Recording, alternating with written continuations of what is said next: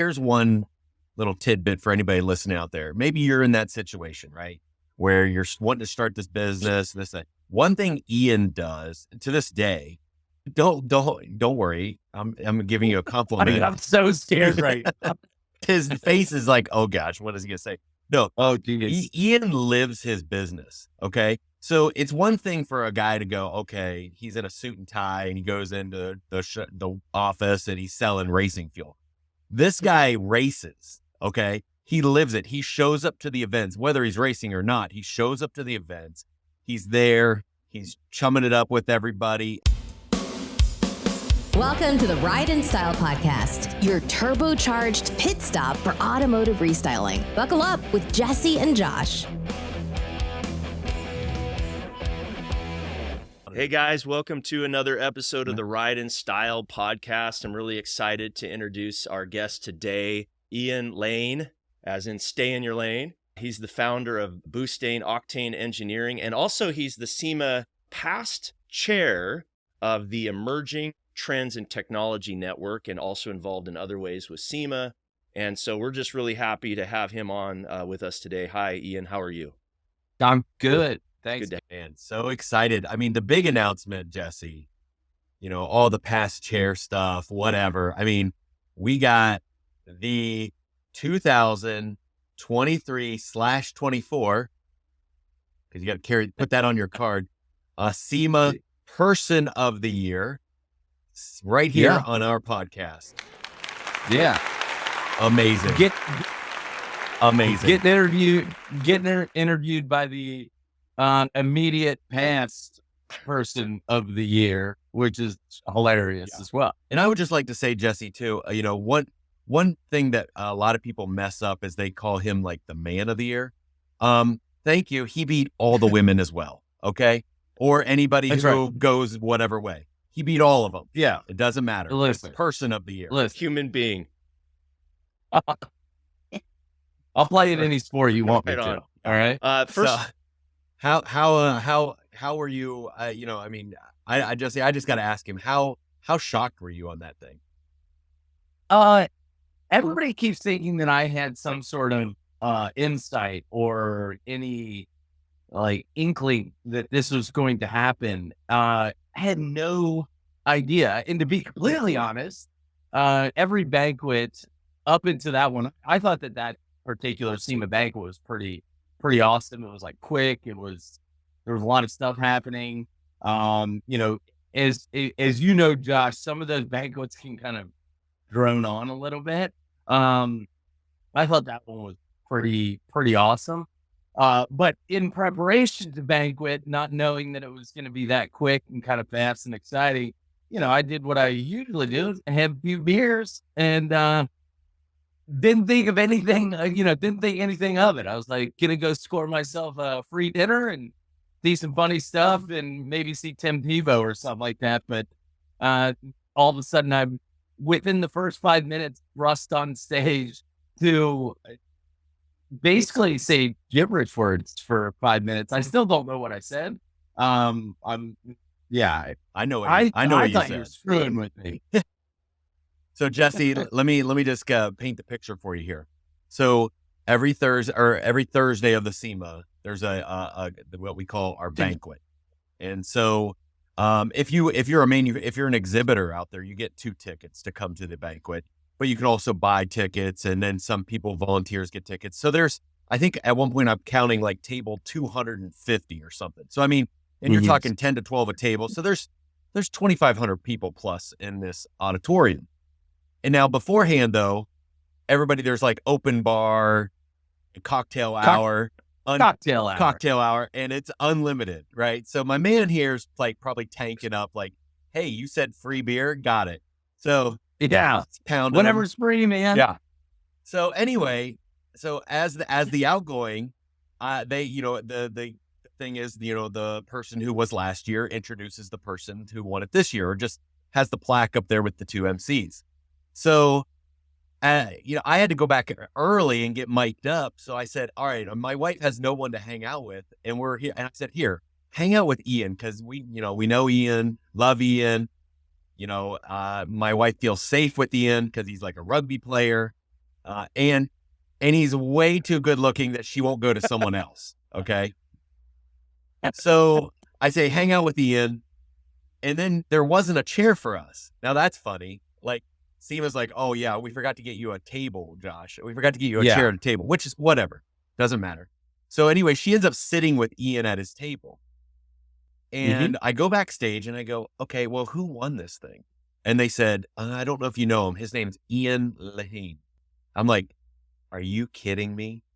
He's with my wife right now.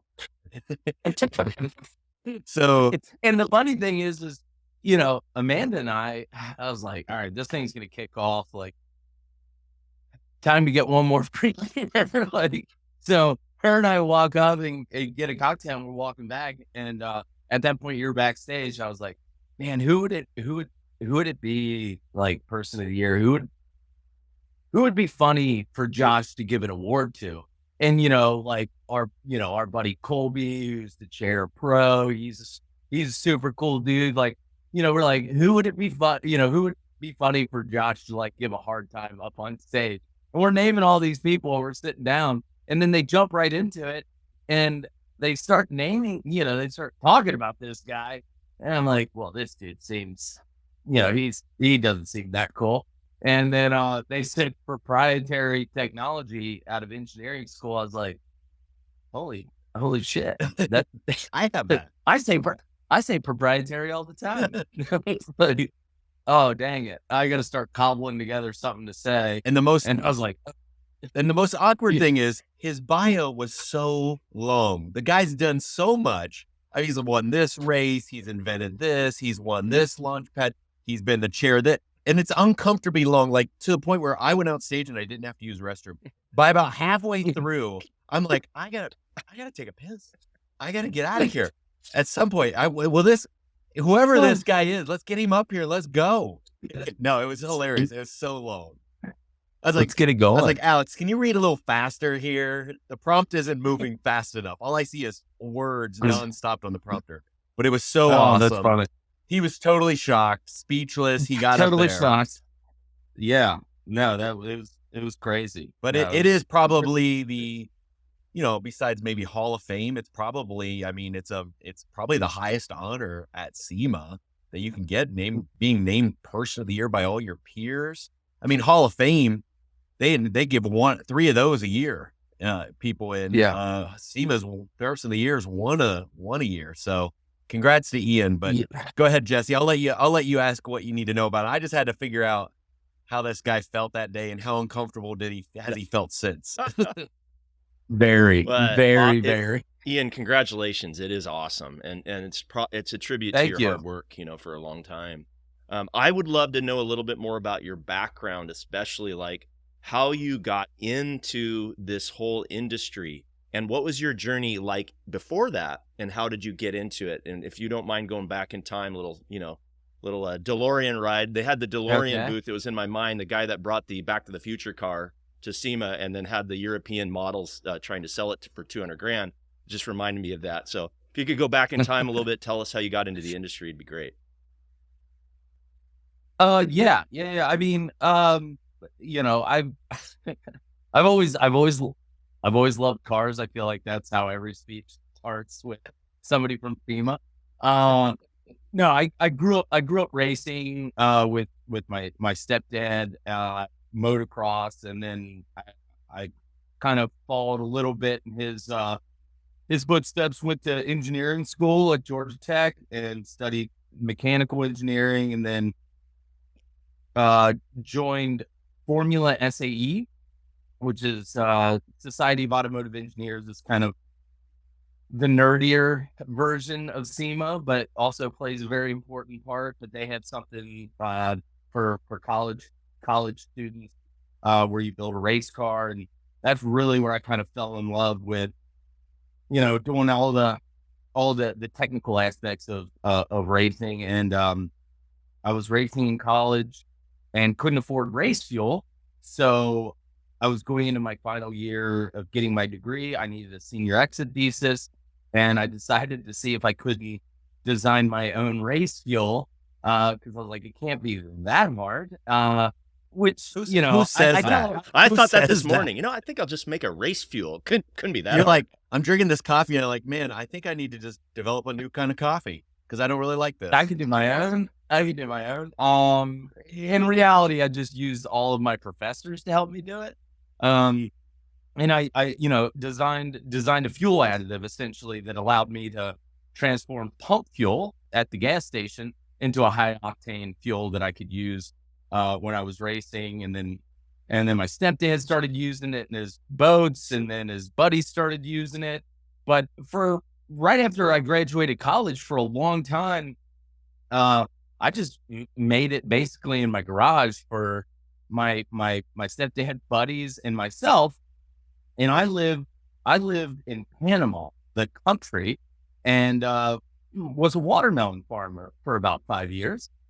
Wait, hold on. I'm sorry. Hold on. Okay, hold on. Oh, you're going to go down a rabbit hole. You're in your garage. You've set up a lab. It looks like a giant chemistry set. I'm just trying to envision this. You have a chemistry set in your garage. You look like you're selling drugs. You're basically math lab. it looks like a meth And lab. next thing It looks like a you're meth in lab. Panama. This is an odd transit. You got to at least explain that. What's going on there? So went down a little bit of another rabbit hole right before I graduated, where I developed some post-harvest technology to extend the shelf life of fruits and vegetables. And I was like, what better place to kind of prove this technology than Panama because of the canal and shipping? Let's go down and figure that out. So I tried to sell it to the government, and the government was in, but nobody else was buying it. So I was like, you know what? This farming thing can't be too hard. So I bought 100 hectares, which if you ask me what a hectare is to an acre, I'm gonna lie to you. I don't know what that means. I had 100 hectares and a horse, and I grew watermelon for about 4.5 years, and I sold it to Amsterdam. It was my biggest customer. So I went back and forth to Amsterdam selling watermelon.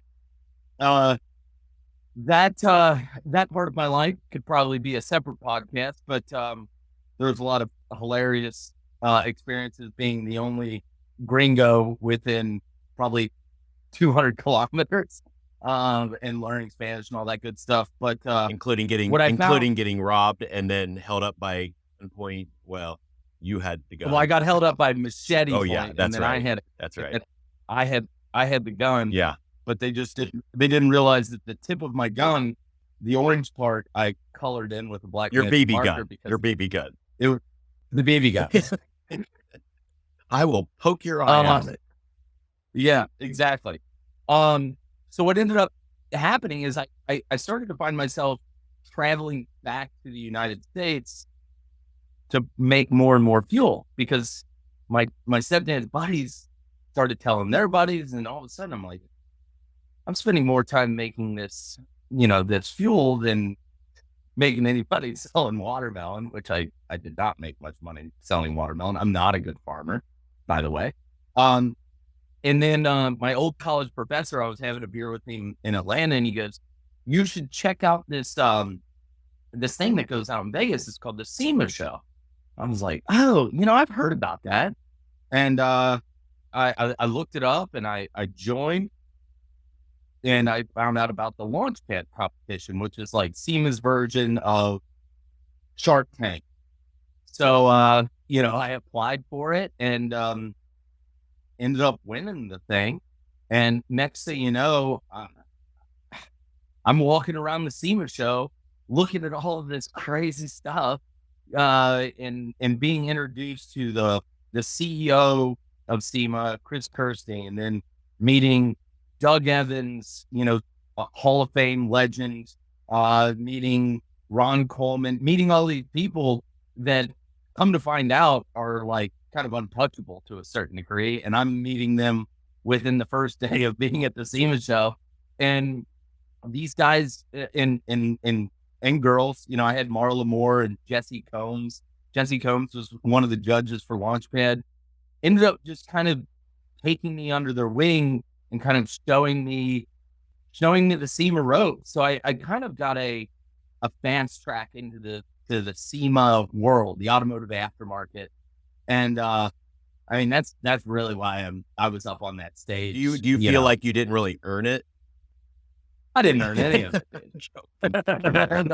I showed up and, everybody else worked on the class project. I just turned it in. Some good racing fuel. Yeah. Ian, tell us about your business now. Tell us, and what are you doing now? What are you excited about? The product that I developed in college is still kind of the thing that pays the bills. Our fuel additive BOOSTane Professional. That's what all the guys are racing with. That's, we swept King of the Hammers last year with it on the podium. It was, that's still kind of what we're known for. What kind of excites me today is the world is a wild place for the internal combustion engine, and not to get like too down the nerdy rabbit hole, but I really enjoy a lot of the stuff that SEMA does with their political action committee and like on the Hill and the whole, and I don't want to call it a debate. I think it's a conversation between, battery electric vehicles, hybrids, alternative fuels. And even though BOOSTane is still very much like a small to medium-sized company, I have the ability, because of all of these cool people in our industry, to work on stuff like alternative fuels. So we're working on, we're a week out of SEMA, and I'm already talking about 2024, but like we're going to try to release the first truly synthetic race fuel, to the automotive aftermarket. So we want to come out with 100 octane, truly renewable race fuel. And it's going to be a small company like BOOSTane that's going to try to do it. I got a lot of work ahead of me to pull that off, but that's the kind of stuff that gets me excited, because it's like, I don't know where else in the world I could work on crazy ideas like this, but SEMA tells me that it's okay, and they give me awards for doing it. So it's like just kind of nuts. So that's the kind of stuff that gets me pretty excited, is working on crazy ideas and people saying, do it, which is neat. Let me ask you about that, Ian, because I think a lot of people don't understand, and Ian's at the forefront of, I think you were in the Cleveland Plain Dealer even, talking about, because the big, one side of the aisle says, oh, we have to be green. That's why they want to go all electric, right? And they want to get rid of the, the ICE vehicles. However, the other side's going, yeah, but we still need, you can't go 100% electric. That's not the solution. What Ian's done is he's saying, hey, there's an in-between here. So maybe you could touch on that. And because it's not like we all have to be driving electric vehicles. And even if we did, would that really make us green the way they're said? Yeah. I mean, when the car came out, they didn't go and shoot all the horses. Great point. It's like, there's gotta be this transition period, and it takes time. And I think the thing that I find myself saying a lot is like, let innovation dictate the rate of adoption, not legislation. Because, the America's wonderful. But like, I've talked to a lot of politicians, and not one of them knows what ICE stands for, which is internal combustion engine. So how are these guys and girls gonna make laws that are gonna dictate, how innovation happens around that, and to completely abandon the internal combustion engine when, a majority of what's driving around right now is that. So there's plenty of opportunities to develop technologies to lower the carbon footprint of the internal combustion engine as it stands right now. And if we cut off the pipeline of companies like myself from, making money to put into research and development, we're basically halting any type of further development. And I think it'll put us further back than, allowing things to happen kind of organically. Now, I understand that the folks on the Hill need to set a goal for us to aim for, because we need to be thinking bigger picture. But don't force, because people will make drastic and irrational decisions. Yeah. Is irrational a word? I think so. I think it's a word. I'm not very good at the grammar stuff. Yeah, and you see that with a lot of the OEMs right now, where they're basically their engineering departments are basically completely flipping over into battery electric, and it's just I don't think any of it's sustainable, not only from a business model standpoint, but overall. I think if we're truly trying to help our environment, don't let a narrative dictate what we should be doing. Like, allow companies to come up with better solutions. And that's what we're trying to do. And we're a small company. I mean, if I had a larger company, I feel like I could make way bigger of a dent. And that's what I'm going to try to do. But I think we just need to come up with a holistic solution, and, hybrids are going to be great. And battery electric vehicles are really cool, and they do have a place in our world right now, but they're not the total solution. I'll give you one example. Ian and I were actually judging a competition at SEMA this year, and there was a monster truck there, Jesse. Huge monster truck. Oh, yeah. Crazy big. And it totally 100% ran on hydrogen. Oh, awesome. Yep. And so, like, you could put your mouth around the tailpipe and no problem. Okay. You're not going to die from that. I wouldn't recommend it, probably, especially if it's going over cars, but it actually had 200 extra horsepower than a normal monster truck. So the point about, what he's saying here about EV being the solution, the infrastructure is not there, and I mean, I just went to the Ford dealership. Guess what? They have like 5 Lightnings they can't sell because people don't want it. Yeah. So just because, the California says, well, every vehicle better be this way by 2035, that's dictating a certain way, and people may not adopt that. And so now what do you do? But like Ian said, there's a lot of other alternatives, and maybe it's some electric, some hydrogen, some alternative fuel, whatever's best for the environment and for people and their budgets and everything. It's got a win-win-win. 100%. And that was Mike Copeland made that monster truck, and that thing was badass. It was awesome. It was so cool. But yeah, I mean, we can come up with solutions if we're given the opportunity, and not being handcuffed by, crazy ideas that, everybody's going to be, putting around on an electric vehicle, driving across the country. It's just. Ian, I love what you said, how innovation should lead the change. Technology and innovation, and the entrepreneurs behind that should lead the change, not the government bureaucrats trying to force something that is not based on reality, right? I mean, I don't want to get too political, but there's also the fact that where do all the parts for all of the batteries come from? Where do all the rare earth metals that need to be mined? Where does the electricity come from to charge all of these vehicles? And what people don't understand is a lot of it comes from fossil fuels. So you build all these electric vehicles, and it doesn't eliminate fossil fuels, which I think the general public doesn't understand. They think that it just magically happens, and that so to your point, there needs to be a little bit more science involved. It's true. And technology and innovation, instead of just, somebody on the Hill deciding. Yeah. And I feel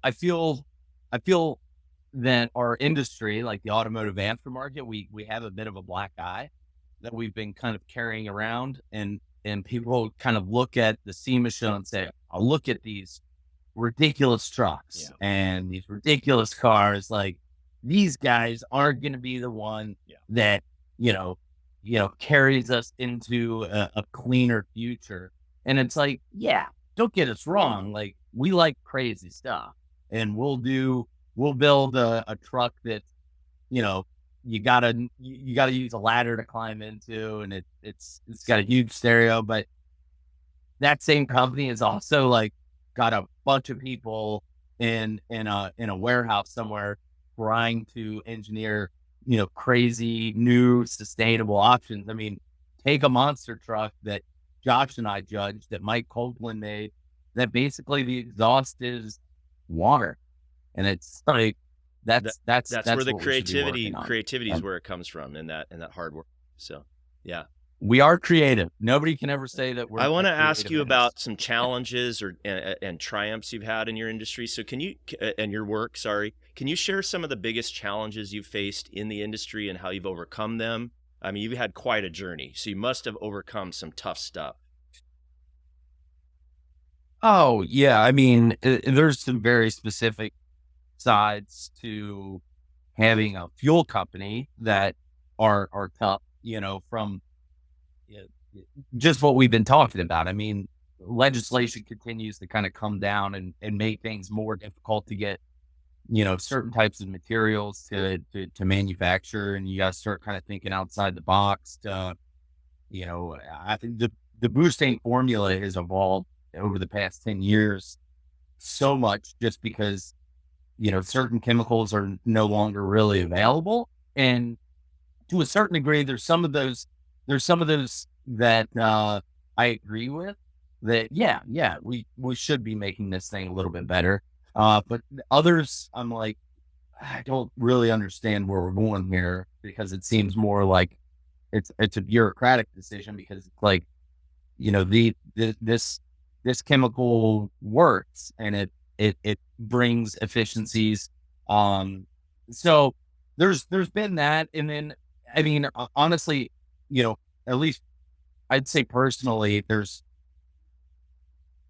always those uphill battles that you have as a startup business. I've been lucky though that every time that I've hit a roadblock or a hurdle, I've had people that I've been able to call on. You know, not to you know, pump Josh up too much, but you know, Josh is one of those guys that you know, when I would say a year ago, I actually, well, at the start of COVID, I was kind of presented with an option to merge BOOSTane with another company and a mentor of mine, Ron Coleman, and Driven Racing Oil. And I sold BOOSTane and I moved to Memphis and kind of did the corporate thing for a little bit, realized it really wasn't my thing.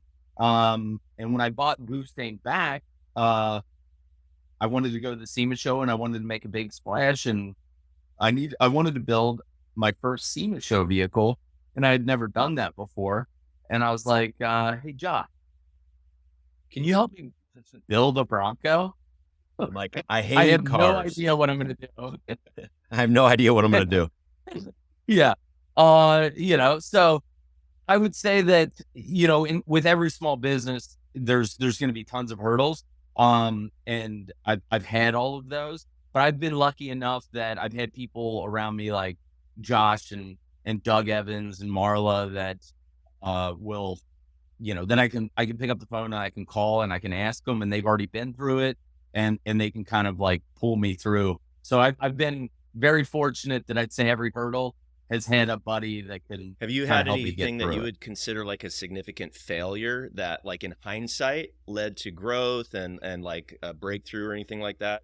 I mean, everybody Just, I mean, BOOSTane. BOOSTane.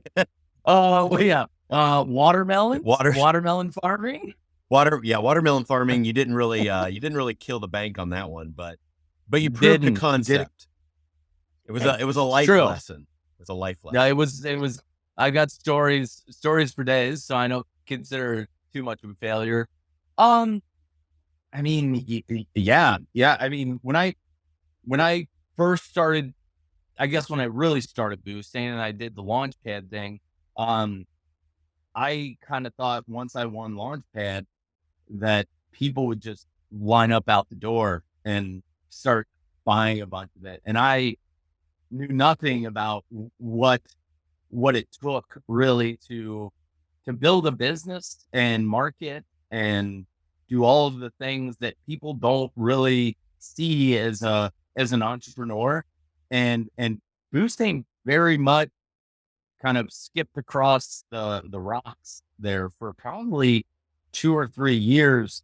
I for probably for that entire time kind of thought, the hell am I doing right now? I have this prestigious award. Everybody says that, they're proud of me and, they're so excited with what I'm doing. But then I would go home and I would sit and look at my computer and be like, holy cow, like this thing is not making what I think everybody thinks it is. And, I would say that it very much could have been the biggest failure of my life. But I kind of look at it as like, I learned the hard way that it's like, just show up and take a small bite every day. And, just if you can look at yourself and say that you're working hard towards something, it's going to happen. And that I wouldn't call it my biggest failure, but it was definitely the scariest point in my career. Right after winning Launchpad, I was living in my parents' basement, basically barely making payments on the warehouse. I still driving the same car from high school, which I still haven't sold. It's still the Jeep Wrangler that Josh made fun of me about. But I also kind of, I love looking back at that period of my life because it's given me kind of the confidence that I can kind of I kind of realized I could do whatever I want if I got through that. I know that I got people around me that are going to support and I know that I can work hard and make it happen. And one thing he does, Jesse, so here's one little tidbit for anybody listening out there. Maybe you're in that situation, right? Where you're wanting to start this business, one thing Ian does to this day, don't worry. I'm giving you a compliment. I'm so scared right now. His face is like, oh gosh, what is he gonna say? No. Oh, geez. Ian lives his business. Okay. So it's one thing for a guy to go, okay, he's in a suit and tie and he goes into the office and he's selling racing fuel. This guy races. Okay. He lives it. He shows up to the events, whether he's racing or not. He shows up to the events. He's there. He's chumming it up with everybody. Everybody knows who he is. He's giving him out samples. He's probably at night secretly putting it in there and slapping a sticker on it. And then when they win the next day, go, hey, I know why you won. But whatever it takes. But I mean, just as an example, Jesse, I call this dude one time and I say, hey, Ian, what's up? What are you doing? He's like, oh, I just got a call yesterday.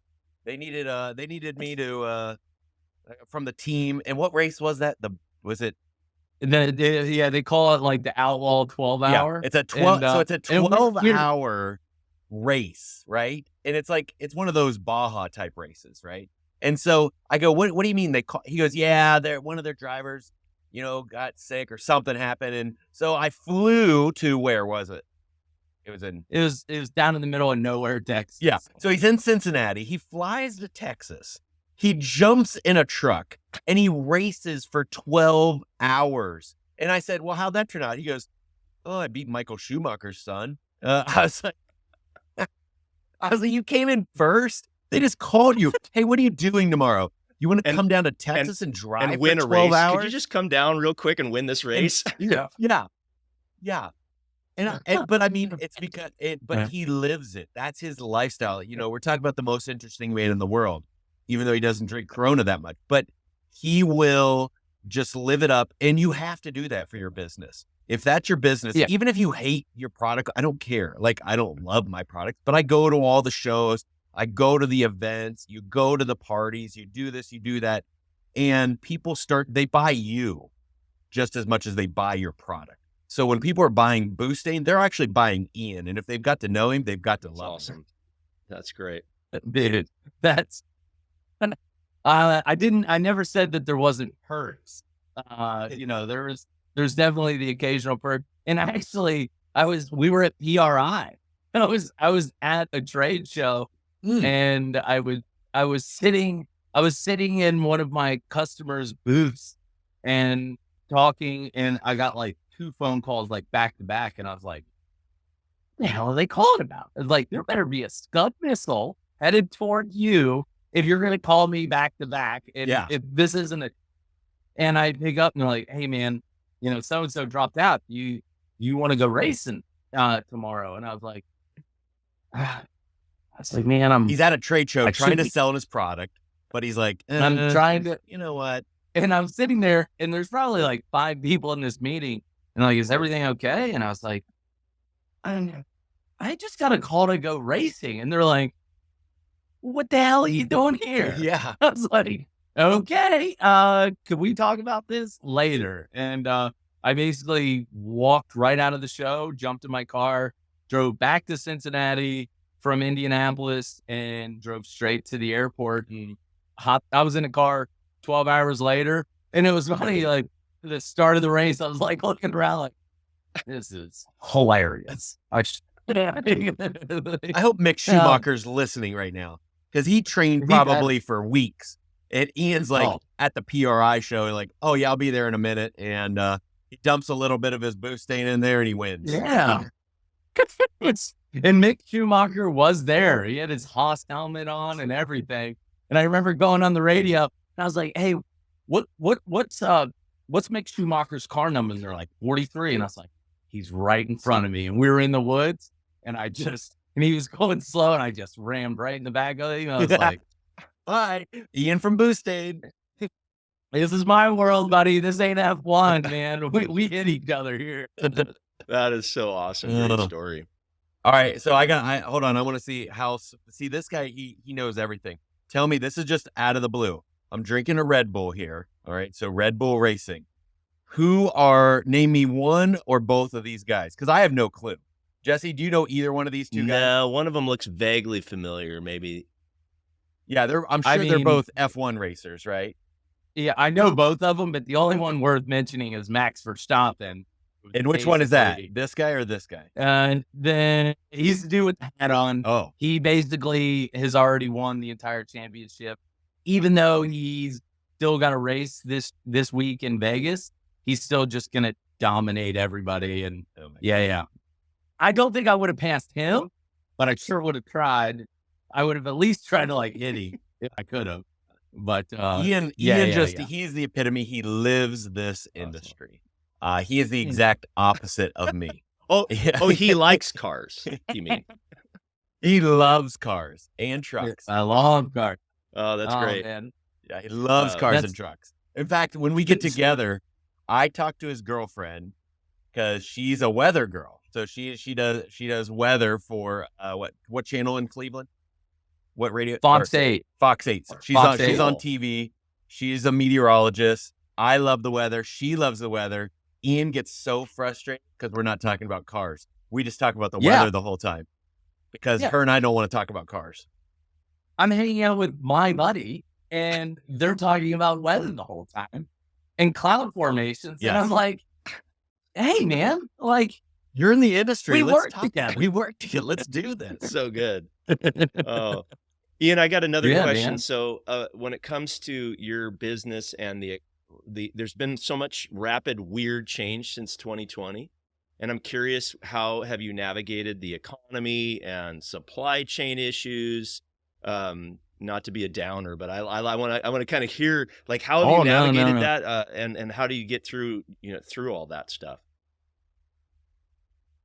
I mean, at the beginning of COVID, it was real scary because everybody just thought that the world was going to end, right? And I think, and that's when the opportunity presented itself for me to merge my business with Driven Racing Oil, which I ended up doing.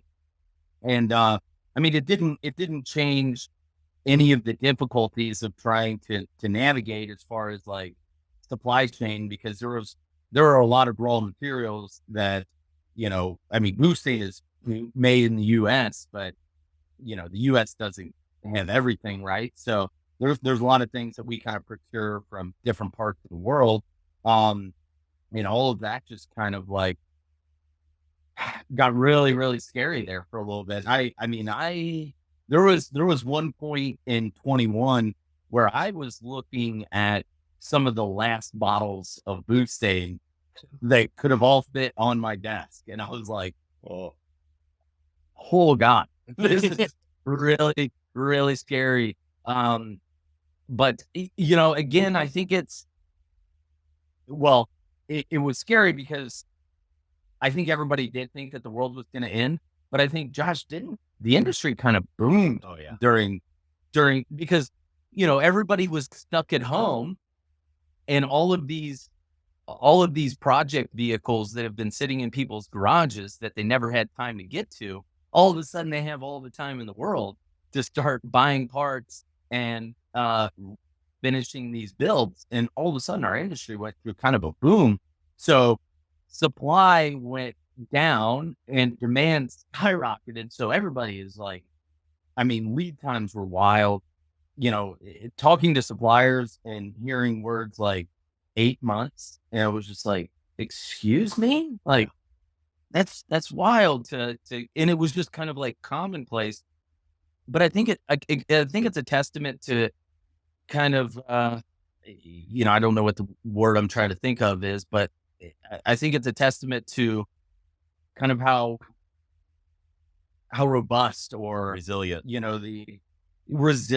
how resilient our industry is. Thank you, Josh, You're for welcome. that. How resilient our industry is, because I think a lot of people, were able to kind of figure out solutions. And that's kind of what we've always done, right? I mean, people have been coming up with crazy ideas and making them work in the aftermarket for a really long time. And COVID was just kind of another difficult period that people had to, come up with better solutions. And that's going all the way back to the beginning of the interview.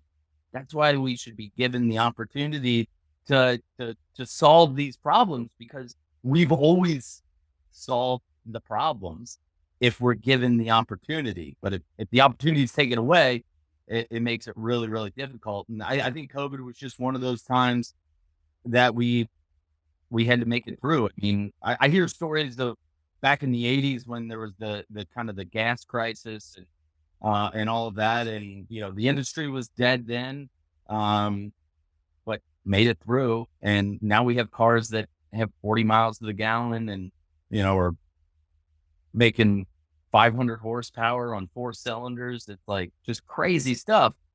And I take credit for that. I take credit for the industry for doing that type of stuff. Well, that's why you were man of the year or person of the year. I'm sorry. Well, yeah, appreciate it. Yeah, it's all to you. Speaking of this evolution and trends, talk a little bit about how the industry has changed since you first got involved, and where do you see it heading in the future? I'd love to hear your thoughts on that. He's only 20. He's only 20 years old, Jesse. I mean, we're talking 6 months here. Listen, no, my knees do not say that I'm 20. I am very much. It's because he plays rugby. I mean, think about Jesse. I just want you to think about this for a second before he answers this question. Think about your answer carefully. But if you're going to pick a sport, okay, that you want to play, football, padding, helmet. But if you're a smart engineer that graduates from Georgia Tech, all right, and you use your brains for a living, what sport should you not do where you just bareheaded and you start off in a big huddle, like everybody's sniffing everybody? What Jesse, any Josh, I can think of one. I think rugby would probably be that worst sport to pick. Rugby. Exactly. Yeah, exactly. Stay away from rugby. So here, my man, professional rugby, men's national team rugby, brain damage rugby. Hey man, I haven't scrambled the eggs too bad. I had a few dings, You know, I would say that my time playing football in college was probably more, that's probably where I had the CTE from, not rugby, but Right, because Georgia yes. Tech has a lot of money and you're going after them that way. Yeah. Versus your exactly. rugby team. Yeah. No, I only get a free beer in rugby, but yeah. So what was the question? And thank you for coming. Thank you for coming to my defense, Jesse, on that. Yes, rugby is a wonderful sport of camaraderie and all that other good stuff. But Yeah, since you how's the first got industry involved, changed? where do you see it heading in the future? I mean, I've only, I've really only been in the industry for about a decade, but the evolution it's so fast. It's kind of wild because I can think of certain things that have kind of changed, that have kind of marked changes.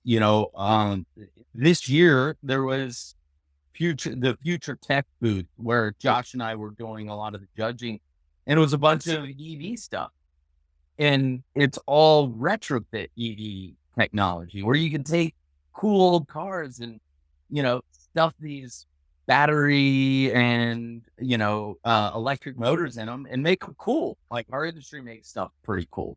And I think it's been kind of wild because when I first came in the industry, I think people were already talking about the future of the big horsepower V8 is kind of gonna die and go away. But I feel like every year, companies like Dodge will just hold my beer. I'm going to come out with 1,000 horsepower, Dodge Demon off the showroom floor. And, so it's just like, there are things that are constantly changing. And then there are some things that are just like a constant, which is kind of fun to see the juxtaposition between the two, because things do evolve.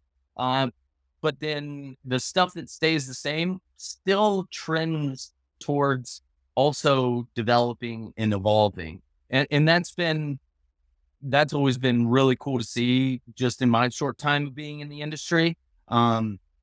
There's always tons of things happening on the Hill that are kind of wild to see because it kind of all depends on who's in office and all that good stuff. So it's a little bit crazy to be involved in the SEMA pack and see that stuff up close. But no, I think the coolest changes for me is that technology continues to evolve. Some things stay the same, and then I think one of the coolest things is seeing what. Now I get to talk about it because I guess I am older. And I'm almost like too old to be an FLN, which is kind of a crazy thing to think about because that's kind of where I got my start.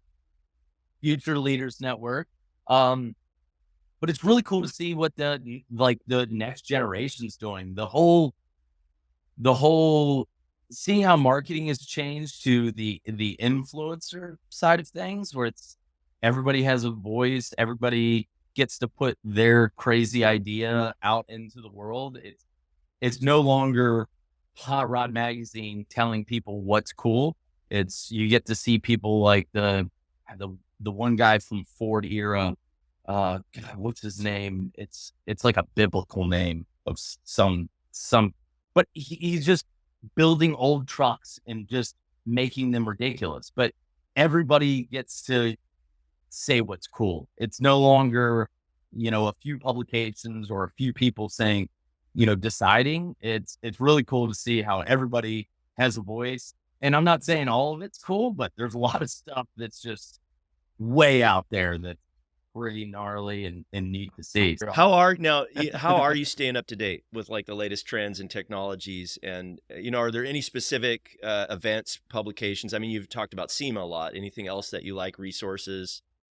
Yeah. I mean, SEMA shop. Yeah, I will read some articles written by Mr. Josh Poulsen in the shop magazine. Those are always cutting edge stuff.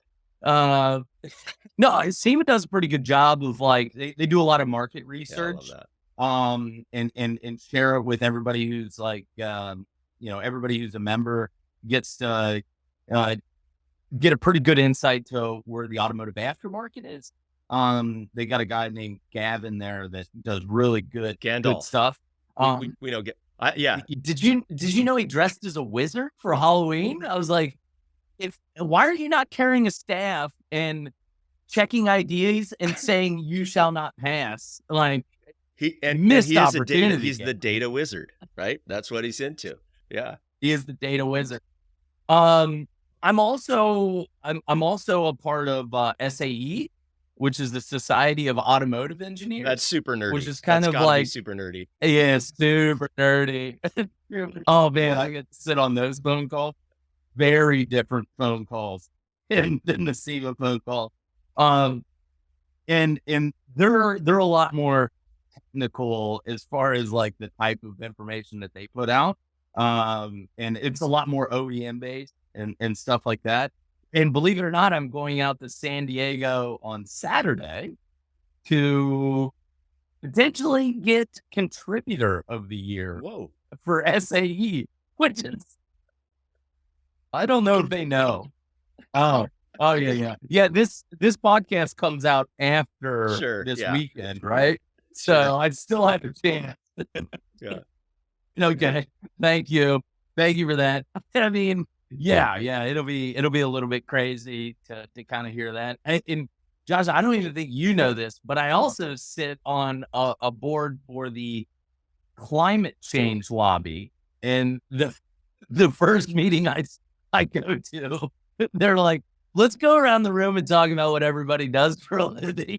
And I was like, no, I do this thing. And they're like, interesting is all they kept saying. And I was like, that's awesome.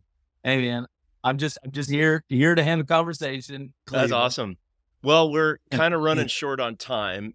This has been awesome. I don't know if you're open to a follow-up interview, but we'd love to have you back again in a future episode and maybe keep the conversation going. But before we go, but I do want to ask if maybe the short version of the Ghostbusters poster story, just to leave us with some entertainment value here. What is this thing about? Why is it up? Well, so this is an original poster from, the 80s that my girlfriend got me. Nice. Good job. 1984 was when the first one came out. 89 was when Ghostbusters 2 came out, and the new trailer just dropped for the newest Ghostbusters. It's going to come out, Josh. Okay. Awesome. I'm a huge Ghostbusters fan. So much so that a few years ago, I made a Proton pack. Sweet. That is completely operational. And I read it. I used a Ryobi garden sprayer and essentially put a bunch of PVC pipe in it so it would dispense mixed drinks to people at Halloween parties. And Mackenzie goes, how much did you spend on this Halloween costume? And I was like, babe, it's a few $100. And she goes, I can't believe you did that. And then we went to the first Halloween party, and I ended up winning the contest. And I broke even. Let's just put it that way. I broke even on it. For your next trade show, I don't know if this is a winner of an idea, but you got to dress up full on, Dan Aykroyd or whatever, the whole costume, and you have to have the pack, but you're going to have to use it to dispense BOOSTane. So you have Ghostbusters and everything with BOOSTane, and then you're actually going to go up and use that to put it in. That's a little branding, marketing thing you could do for fun. And you got to rewrite the song. We got to make a jingle. I will. Who you going to call? And then it's going to be like BOOSTane or something like that. We got to get that, put that together and make a jingle. And by the way, when you do parody songs and you do satire, legally, you don't have to worry about copyright like you would if you write if you write an original song that sounds like another song, there's copyright infringement, but parody falls outside of that. So you can create just like Weird Al Yankovic, you write a parody song with Ghostbusters. Yep. That's right. You totally need to make that. That's your character. Okay. And I will 100% do that next year if Josh commits right now to helping me build the Ecto 1 so that I could drive it in the SEMA show parade. And anybody listening I will LS swap a 1956 Cadillac. I think it was like an ambulance or something like that. But Josh has to build it, and he has to say that he loves cars. And the State as Puff he's Marshmallow doing it. Man, or like the So- Goodyear tire or something, like some monster has to walk behind you. It'd be awesome. Josh dresses as the Stay Puft Marshmallow Man. Oh, I mean, this is great. How can we Perfect. lose? At All this right, right well, now? Ian Lehn, thank you very much for being on today. We really appreciate you. And any last words for our viewers and listeners today? Oh man, no, I'm just excited you guys asked me to be on here. It's still kind of surreal, the whole person of the year thing. Yeah, I wouldn't be here if it wasn't for all the folks that have kind of helped me along the way. And it's easy to give back to an industry that's given you basically a whole career in life. So I'm excited to just be in it, and I'll keep doing all of this fun stuff and hanging out with people like Josh. I'll do all of those things. The hard work. Awesome. All right. Thanks, man. Appreciate it. Thanks, guys. And there you have it, another high-octane episode of the Ride and Style podcast, revved up and ready to go. Your hosts, Jesse Stoddard and Josh Poulsen, shifted your automotive game into overdrive. If you're hungry for more insights, trends, and game-changing interviews from the automotive restyling universe, don't forget to hit subscribe and leave a glowing review. We'd also love for you to share this podcast with your gearheads, installers, and auto lovers network. Because remember, knowledge is power, but shared knowledge turbocharges the whole industry. For more expert resources to supercharge your business, cruise on over to autostylemarketing.com, your one-stop shop for everything automotive marketing. Until next time, keep those wheels spinning and your passion ignited. Thank you for riding in style with us. See you on the next lap.